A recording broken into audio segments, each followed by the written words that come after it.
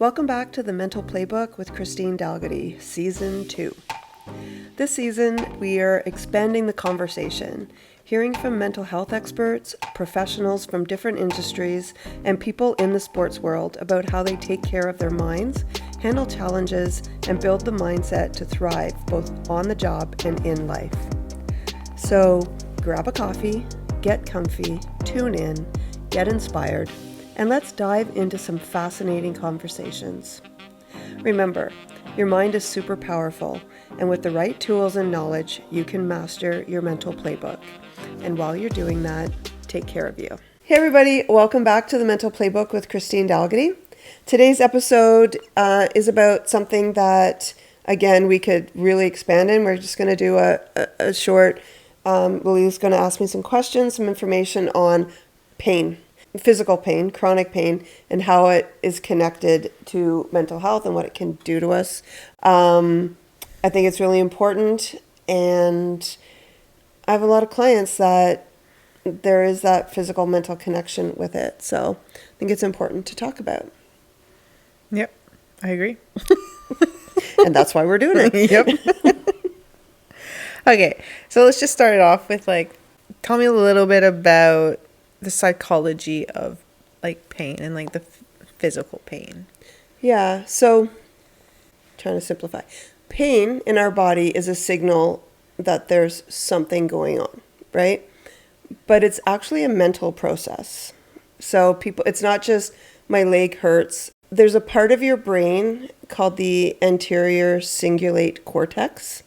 And that part of your brain processes when something feels emotionally or physically off, uncomfortable. And so even if it's something mental going on with you, it signals that, right? You can actually feel, I'm trying to basically, let's say it was when we were talking in that episode about saying no and everything and that people pleasing, the same part of your brain that sends signals for physical pain, sends signals for emotional pain. Okay. So if let's say you break up with someone and you feel that physical pain or a relationship ends, it's the same receptors doing that. Okay. So there's a big connection between mental, emotional, and physical pain. Yeah. So there's that part of it, right? Psychologically, neuroscience speaking. But then also, if you think about chronic pain, every day feeling that pain, it creates anxiety, depression, sometimes suicidal ideations because you feel like it's never going away. And if it's the same pain receptors, it's going to trigger the nervous system to think that there's a threat. Mm-hmm. Right? So you're in that fight or flight as well. I remember I hurt my shoulder 15 years ago, and sometimes it flares up. And there was 3 days of I couldn't get comfortable in bed. It was that burning, aching feeling. It's my rotator cuff. And I couldn't lie on this side because it would go over and it would hurt. I couldn't lie on this side. I couldn't lie on my back. And I was I remember putting my face in my pillow at one point and screaming into my pillow. Mm-hmm. And it was 3 days. And I have clients that go months, years with it, right? So that in itself, it can be impacted through that. But I think one of the biggest things is that when your brain and body see something as a threat, the anterior cingulate sends signals as well. And so it can be pain. And that's why it's so complex, right? Because then the hippocampus and stuff remembers that sensation. So the physical pain could go away, but if you don't regulate your nervous system or see it take the power away from that pain, even if it doesn't go away, if you don't take the power away from that pain, your body's in that fight or flight, and the stress response creates the pain even more. Yeah. Make sense? Yeah.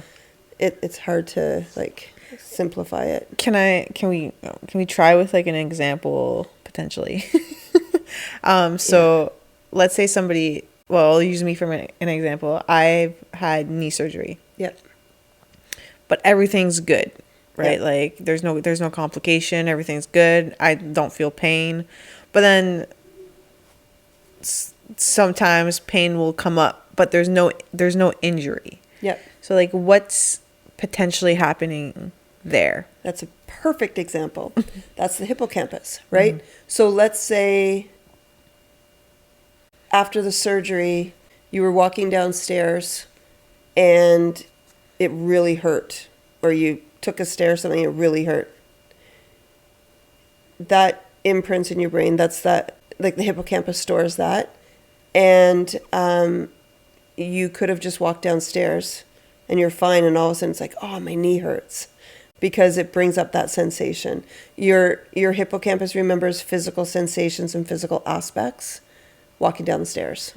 Also, when you have injury, or like there's acute pain and chronic pain, when you have pain and injury, we tend to avoid moving it a certain way, or because it might hurt, or avoid things that might, like if it's lower back pain too, right? Things that, oh, I don't want to go for a walk, it hurts. I don't want to sit. We start to avoid that. And so then all of a sudden you're doing it when you're feeling better. And because your brain saw that as a threat, it creates the pain. Yeah. I mean, people have phantom limb syndrome. They've lost a limb or something and they feel pain in the limb. There'd be something attached to the pain, right? So even though the injury's healed, your knee's healed, it's all good, there was something with it that is still floating around in there that, or because of that pain and everything, your nervous system, something that's happening currently that you don't even think twice about, that's not related to the knee, might trigger certain parts of your brain, and it manifests into that pain. So would you say that if somebody, let's say, has that chronic knee pain because, let's say, it's like easy, like surgery, because of a surgery, and they're like, oh, my knee always hurts. I've had surgery, so I have bad knees, so it's always in pain. Could you potentially say you can heal that pain with your mind? Yes. Perfect. Done. Okay. We're done. There's actually EMDR protocol for chronic pain. Okay.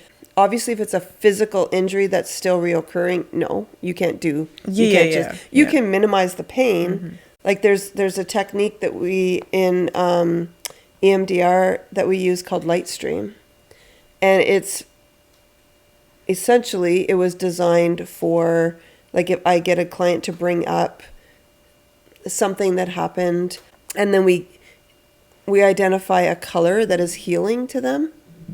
And so let's say mine's turquoise, because if you go to my office, it's all turquoise, right? So mine's turquoise. So I would give the sensation, I visualize it, the event, and it elicits a sensation in my body. So let's say it's in my chest, right? And it just feels really heavy. I would ask the client if it had a shape, that sensation had a shape. It doesn't have to be circle, square, it could be an object. What would it be? If that sensation had a color, if it had a motion, if it had a temperature, if it had a size, and so that they can visualize that. And then we have the light coming in and it's surrounding it, and then it shrinks that sensation. You can do that for pain. Often what clients describe it as is a knife, because it's like a stabbing pain or a jabbing pain. And so they picture the knife and how big it is and the color. It's often, when it's pain, it's often hot. And so we visualize light going at it and, soothing it and slowing the knife down and shrinking the knife or cooling it down, and until the knife goes away. And in that time, when they're focused on it, they're not feeling the pain. Okay. So there's that. There's CBT for chronic pain, where we identify the thoughts and feelings attached to it and change those thoughts. So if it's like, I had knee surgery, I'm always going to have problems with my knee. I'm always going to feel that pain. Well, it kind of goes back to the podcast we did with the manifestations and stuff, right? If you think that you're always going to feel the pain, you're always going to feel the pain. So it's about changing the perception that, or reframing it, right? It hurts right now, but I'm going to go to physio and I'm going to do all these things to control the pain. So you reframe it. The EMDR, we detach. It's like the trauma, we detach the emotional attachment to it. We desensitize from the thoughts and feelings of it. You can't always detach the sensation of the pain if it's acute pain, but if it, or chronic pain, but if it, like you, if I use the example of your knee, right? But even with chronic pain, we kind of desensitize to those intrusive thoughts that keep coming up that I'm never going to. Basically, all of the therapy we do is to get you to, not to catastrophize, right? We take that away, but it's to get you to, I don't want to say live with it, but it's kind of live with it, but not give it the power that it has. Because so many times when people have chronic pain, they no longer do the stuff that they, A, because sometimes they can't, but B, because it hurts. So then the more that you lie around and not do anything, the worse it's going to get. The more you catastrophize about it and feel helpless and all of those things, the more it's going to hurt because you activate your nervous system. And it's a threat. So your body's going to fight it, right? So it's this perpetual cycle. But it can be...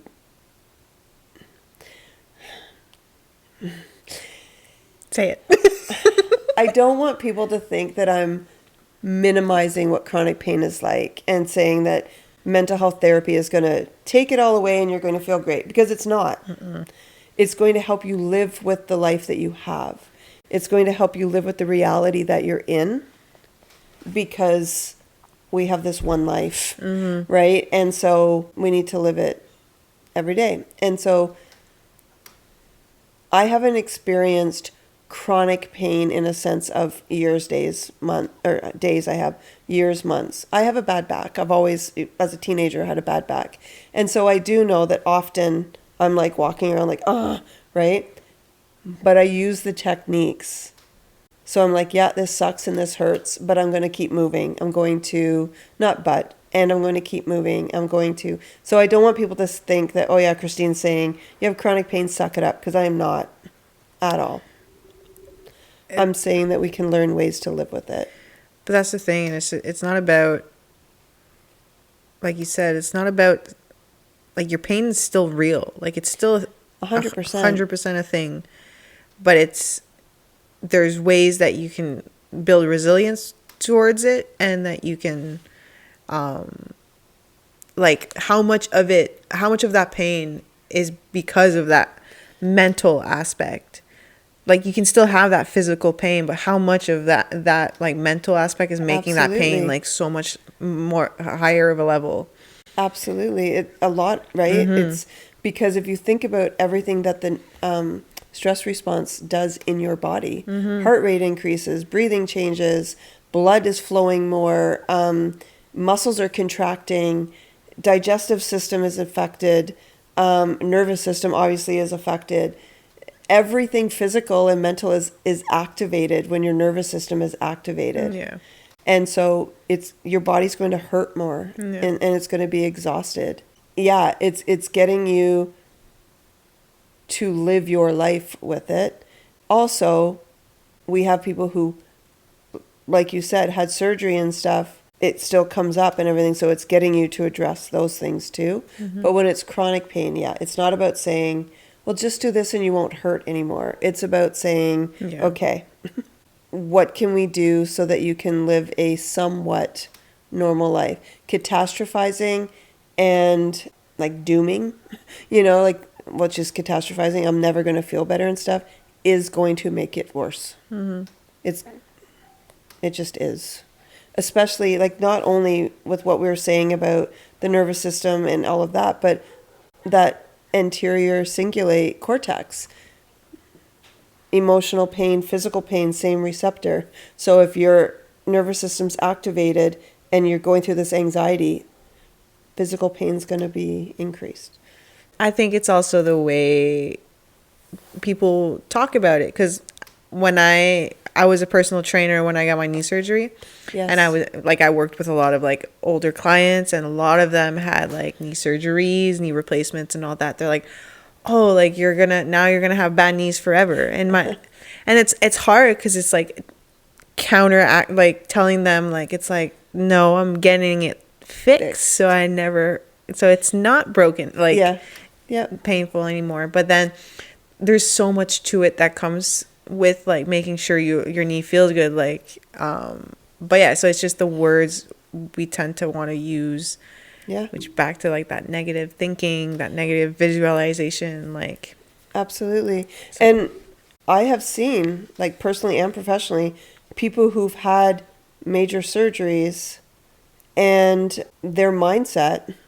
I had a major surgery 2 years ago, and my surgeon was like, "Christine," because I have a positive mindset, and I was like, I'm going to move around. I'm not this like woo guru of life and everything. I'm just saying that's just the way I approach life. Mm-hmm. And I watched all these videos on the surgery that I had, and people were like, "You're going to be in bed for 2 weeks, and I needed my husband to do this for me, and I needed and I'm like, okay, I don't have a husband, and I'm on my own. Mm-hmm. So, but I just had a really positive outlook on all of it. And yeah, it hurt, but I was like, okay, I would breathe through it when I would sit up, and I would and my surgeon couldn't believe what I was like. I mean, did I push myself a little too much? I did, which is also my personality. But like 2.5 weeks later, I went to my best friend's daughter's wedding and was dancing, and I wasn't supposed to be, but it was good music, and you know how I like to dance. But it was a mindset. Mm. Other people that had the same surgery were like in pain and in bed and everything for weeks after. I was going a bit stir crazy because I was feeling 3 days after my surgery, I was up making my own breakfast and everything, right? So it is a lot. Did it hurt? Yes. But it is a lot of mindset. Yeah. And I did all the strategies. I did my grounding. One time I had to really do it because it was abdominal surgery. I had a few surgeries, but one part was abdominal, and a sneeze came out and I didn't know it was coming. Normally, if I knew I had to sneeze or cough, I would like put a pillow and brace myself. And a sneeze came out, and I thought I ripped stitches or something. And I was like, and my niece was sitting there, and she's like, "Oh no!" And I started to panic at first, and then I just went into my deep breathing, and I was like, I don't know that happened, so I just need to breathe through it. And I brought it all down, and then the pain went away, and I was okay. Yeah. Right? But it is mindset. Yeah. It's not just mindset, but mindset really helps. Yeah. I also think if it's chronic pain, I think it's good to see a therapist as part of a team. I don't think seeing a therapist is the only thing when it's chronic pain. I think that there's chronic pain specialists, there's chronic pain clinics and stuff. I think that, it's all of it. Yeah. I think it's a support team. Yeah. Yeah.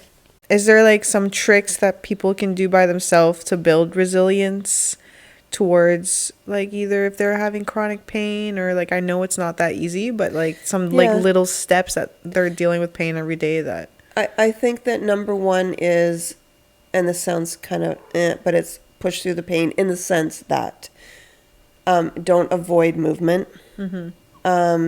Because if you avoid movement, when you go to move, brain's going to see it as a threat. And